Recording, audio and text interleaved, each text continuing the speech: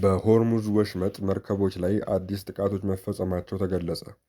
በተባበሩት አረብ ኤሚሬቶች መልህቁን ጥሎ የነበረ መርከብ ተይዞ ወደ ኢራን መወሰዱንና ሌላ መርከብ በተፈጸመበት ጥቃት መስመጡ ተገልጿል። በሆርሙዝ ወሽመጥ የሚጓዙ መርከቦችን በተመለከተ የተፈጠረው ውጥረት እንዲባባስ ስላደረጉት እነዚህ ክስተቶች እስካሁን ኃላፊነት የወሰደ አካል የለም።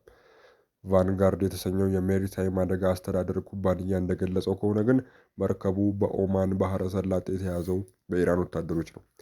የዩናይትድ ኪንግደም የሜሪታይም ንግድ ኦፕሬሽን ድርጅት በበኩሉ በአሁኑ ሰዓት መርከቡ ወደ ኢራን ግዛት ውስጥ ወደሚገኘው የውሃ ክፍል እየተጓዘ ነው። ቢቢሲ ቬሪፋይ ማሪን ትራፊክ ከተሰኘው የባህር ጉዞ መከታተያ ድረገጽ ያገኘው መረጃ እንደሚያመለክተው መርከቡ ረቡዕ ዕለት ከሆርሙዝ ወሽመጥ አቅራቢያ ከኤሚሬቶች ወደብ 70 ኪሎ ሜትር ርቀት ላይ ነበር። ሁዊቹዋን የተባለው ይህ መርከብ አስተዳዳሪዎች ለቫንጋርድ እንደገለጹት መርከቡ የንግድ መርከቦችን ከባህር ወንበዴዎች ለሚከላከሉ የደህንነት ተቋማት የጦር መሳሪያዎች ማከማቻ ሆኖ ያገለግል ነበር። ቢቢሲ በመርከቡ ላይ ምን እንደነበረ ወይም በማን ጥቅም ላይ ይውል እንደነበር ግን ማረጋገጥ አልቻለም። የአሶሺየትድ ፕሬስ ዘገባ እንደሚያመለክተው ክስተቱ የተፈጸመው አንድ የኢራን ከፍተኛ ባለስልጣን ቴህራን በወሳኙ የባህር መተላለፊያ ላይ ያላትን ቁጥጥር በድጋሚ ከገለጹ በኋላ ነው። ሌላ ባለስልጣን ደግሞ ከአሜሪካ ጋር ግንኙነት ያላቸውን የነዳጅ ጫኝ መርከቦች የመያዝ መብት አለን ብለው ነበር። ይህ መርከብ መያዙ የተሰማው የህንድን ሰንደቅ ዓላማ የሚያውለበልብ መርከብ ረቡዕ ዕለት በኦማን የባህር ዳርቻ ላይ ጥቃት እንደተፈጸመበት ከተገለጸ በኋላ ነው። ሀጂ አሊ የተባለው መርከብ በኦማን ባህር ዳርቻ እንደሰመጠ ተገልጿል። መርከቡ የሰመጠው በድሮን ወይም በሚሳይል እንደተፈጸመ በተጠረጠረ ጥቃት ፍንዳታ ከተሰማ በኋላ መሆኑን የቫንጋርድ መረጃ ያሳያል። የህንድ ባለስልጣናት ባወጡት መግለጫ በመርከቡ ላይ የነበሩ የህንድ ዜግነት ያላቸው ሰራተኞች በሙሉ ደህንነታቸው ተጠብቋል፣ የኦማን ባለስልጣናት ላከናወኑት የነፍስ አድን ስራ እናመሰግናለን ብለዋል። መርከቡ ላይ የነበሩ 14 ሰራተኞች በኦማን ባህር ዳርቻ ዘብ አባላት አማካኝነት ወደ አገሪቱ ዲባ ወደብ መወሰዳቸውን የህንድ ባለስልጣናት ጠቅሷል።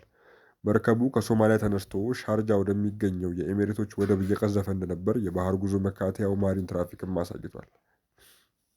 ይህ በእንዲህ እንዳለ ኢራንና ኤሚሬቶች በብሪክስ የውጭ ጉዳይ ሚኒስትሮች ስብሰባ ላይ ተወዛግበዋል። ህንድ ውስጥ በሚካሄደው የብሪክስ ስብሰባ ላይ እየተሳተፉ ያሉት የኢራን የውጭ ጉዳይ ሚኒስትር የተባበሩት አረብ ኤሚሬቶች ኢራን ላይ በተከፈተው ወታደራዊ ዘመቻ ቀጥተኛ ተሳትፎ እንዳላት በመጥቀስ መክሰሳቸውን የኢራን መገናኛ ብዙሃን ዘግቧል። ውዝግቡ የተነሳው ኤሚሬቶች የእስራኤል ጠቅላይ ሚኒስትር ቤንጃሚን ኔታንያሁ በኢራን ጦርነት ወቅት ወደ አገሪቱ መጓዛቸው በመግለጽ ያወጡትን መግለጫ ባስተባበለች ማግስት ነው። የኢራን የውጭ ጉዳይ ሚኒስትር አባስ አራግቺ ከዚያ በኋላ በብሪክስ ስብሰባ ተገኝተው ባደረጉት ንግግር መከፋፈልን ለመዝራት ከእስራኤል ጋር የተጣመሩ አካላት ተጠያቂ ይሆናሉ ማለታቸውን የሮይተርስ ዘገባ ያመላክታል። አራግቺ በብሪክስ መግለጫ ላይ የኤሚሬቶች ስም ያልጠቀስኩት ለአንድነት ስል ነው፣ እውነታው ግን የተባበሩት አረብ ኤሚሬቶች አገሬ ላይ በተፈጸመው ጥቃት ቀጥተኛ ተሳትፎ ነበራት፣ ጥቃቶቹ ሲጀመሩ የውግዘት መግለጫ እንኳ አላወጡም ሲሉ መክሰሳቸውን ሮይተርስ የጠቀሰው የኢራን መገናኛ ብዙሃን ዘግቧል። የኢራን መገናኛ ብዙሃን የውጭ ጉዳይ ሚኒስትሩ ይህን የተናገሩት ለኤሚሬቶች ተወካይ ንግግር በሰጡት ምላሽ መሆኑን ይገልጻል። የኤሚሬቶች ተወካይ የሰጡት አስተያየት ምን እንደሆነ ግን ዘገባው አልጠቀሰም። ዘገባዎች እንደሚያመላክቱት የኢራኑ የውጭ ጉዳይ ሚኒስትር የአሜሪካ ጦር ሰፈሮችም ሆኑ ከእስራኤል ጋር ያላት አጋርነት ለኤሚሬቶች ደህንነት አላስገኘላትም ብለዋል። ኢራንን በተመለከተ የምትከተለውን ፖሊሲም በድጋሚ ልታጤን ጠይቀዋል። ጎን ለጎን ሆነን በሰላም መኖር አለብን፣ ይሄ ደግሞ የሰላማዊ ግንኙነቶች መኖርና በሁለቱ ሀገራት መካከል ሙሉ የሆነ መረዳዳትን ይጠይቃል ብለዋል። ኢራን ጎረቤቶቿ ላይ ስጋት የመሆን አቅሟ በከፍተኛ መጠን መውረዱን የአሜሪካ ወታደራዊ አዛዥ ተናግረዋል። ኢራን ጎረቤቶችና የአሜሪካ ጥቅም ያለባቸው ስፍራዎችን ስጋት ውስጥ ለመክተት ያላት አቅም በዋሽንግተን ጥቃት ምክንያት በከፍተኛ መጠን እንደቀነሰ የአሜሪካ ከፍተኛ ወታደራዊ አዛዥ መናገራቸውን ሮይተርስ ዘግቧል። የአሜሪካ ማዕከላዊ እዝ አዛዡ አድሚራል ብራድ ኩፐር በተፈጸሙት ጥቃቶች ምክንያት የኢራን የመከላከያ ኢንዱስትሪ 90 በመቶ ወደ ኋላ መመለሱን ገልጿል። ወታደራዊ አዛዡ ይህንን ያሉት የተለያዩ መገናኛ ብዙሃን የአሜሪካ የስለላ መረጃን መሰረት አድርገው ባወጡት ዘገባ የኢራን የሚሳኤል ክምችት ፕሬዝዳንት ዶናልድ ትራምፕ በሚገዙት ደረጃ ጉዳት እንዳልደረሰበት ከዘገቡ በኋላ ነው።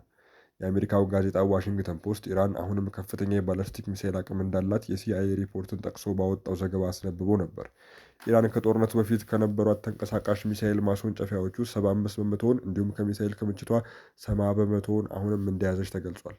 የዜና ወኪል ሮይተርስም ኢራን ከምድር ስር ባሉ ተቋማት ከፍተኛ የሚሳኤልና የድሮን ክምችት እንዳላት ዘግቦ ነበር።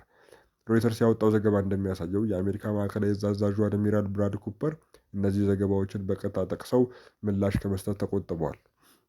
ይሁን እንጂ በሴኔት ኮሚቴ በነበረው ስብሰባ ላይ ኢራን በከፍተኛ ደረጃ የወረደች ስጋት ናት። ከአሁን ወዲህም ከዚህ ቀድሞ ማድረግ ይችሉት በነበረው መንገድ በሁሉም ዘርፍ ቀጠናዊ አጋሮች ወይም አሜሪካ ላይ ስጋት አይጥሉም ብለዋል። ወታደራዊ አዛዡ አክለውም ከአሁን በኋላ ኢራን በቀጠናው የሚገኙ ዋነኛ አጋሮቿ ለሆኑት ሄዝቦላ፣ ሁቲና ሐማስ መሳሪያ እንዲሁም ሌሎች ሀብቶችን ማስተላለፍ እንደማትችል መናገራቸውን ዘገባ ያሳያል። እነዚያ የማስተላለፊያ መንገዶችና ዘዴዎች ተቋርጠዋልም ብለዋል። ዶናልድ ትራምፕ ቻይና ለኢራን የጦር መሳሪያ ላለመስጠት መስማማቷን ተናግረዋል። የአሜሪካው ፕሬዝዳንት ዶናልድ ትራምፕ ሐሙስ ዕለት ከቻይናው አቻቸው ዢ ጂንፒንግ ጋር በነበራቸው ውይይት ቤጂንግ ለኢራን ጦር መሳሪያ እንደማታቀርብ መናገራቸውን ገለጹ። ጦር መሳሪያ እንደማይሸጡ ገልጸውልኛል። ይህ በጣም ትልቅ ንግግር ነው ያሉት ዶናልድ ትራምፕ ቤጂንግ የሆርሙዝ ወሽመጥ ዳግም መከፈቱን እንደምትደግፍም ተናግረዋል። ዶናልድ ትራምፕ ከፎክስ ኒውስ ጋር በነበራቸው ቃለ ምልልስ ወቅት ድጋፍ ሲባል ከእኛ ጋር ጦርነት ይሳተፋሉ ወይንም ሌላ ማለት አይደለም ካሉ በኋላ የጦር መሳሪያ እንደማይሸጡ ነግረውኛል። ይህ ትልቅ ነገር ነው ብለዋል። ትራምፕ በተጨማሪም ዢ ቻይና የሆርሙዝ የባህር ወሽመጥ ዳግም እንዲከፈት እንደምትፈልግ እንደነገሯቸው ገልጸው ምክንያቱም ቤጂንግ ከፍተኛ መጠን ያለው የነዳጅ ዘይት የምትገዛው ከቀጠናው አገራት ነው ብለዋል። ብዙ የነዳጅ ዘይታቸውን የሚገዙት ከዚያ ነው። እናም ያንን ማድረጋቸውን መቀጠል ይፈልጋሉ ብለዋል ትራምፕ። አክለውም ዢ የሆርሙዝ ወሽመጥ ክፍት ሆኖ ማየት ይፈልጋል ብለዋል። ፕሬዚዳንት ዢ ከስምምነት ላይ ተደርሶ ማየት ይፈልጋል። በማንኛውም መንገድ መርዳት የምችል ከሆነ ድጋፍ ለማድረግ ዝግጁ ነኝ ብሏል። ያን ያህል የነዳጅ ዘይት የሚገዛ ማንኛውም አካል የሆነ ግንኙነት እንደሚኖረው እርግጥ ነው፣ ነገር ግን የሆርሙዝ ወሽመጥ ክፍት ሆኖ ማየት ይፈልጋል ሲሉም አክለዋል። የቻይና ባለስልጣናት ትራምፕ በሰጡት አስተያየት ዙሪያ እስካሁን ድረስ ያሉት ነገር የለም። የአሜሪካው ፕሬዝዳንት ዶናልድ ትራምፕ ከቻይናው መሪ ዢ ጂንፒንግ ጋር ከተነጋገሩ በኋላ ኢራን ላይ ያላቸው ትዕግስት እየተሟጠጠ መሆኑን ተናገሩ። የአሜሪካው ፕሬዝዳንት ሐሙስ ዕለት ከቻይናው መሪ ዢ ጂንፒንግ ጋር ስለ ኢራን ጦርነት ከተነጋገሩ በኋላ ለፎክስ ኒውስ በሰጡት ቃለ ምልልስ ላይ ትዕግስታቸው እየተሟጠጠ መሆኑን የገለጹት በትላንትናው ዕለት ከተባበሩት አረብ ኤሚሬትስ የባህር ዳርቻ ወጣ ብሎ በሚገኝ ስፍራ የኢራን ወታደሮች መርከብን ማገታቸው ተሰምቷል። ዋይት ሀውስ ትራምፕና ዢ በውይይታቸው ወቅት የሆርሙዝ ወሽመጥ ክፍት እንዲሆን መስማማታቸውን ገልጿል። እስራኤልና አሜሪካ የካቲት 21 ጦርነት ከከፈቱባት በኋላ ኢራን የአጸፋ እርምጃ በመውሰድ የሆርሙዝ ወሽመጥን ዘግታ ቆይታለች።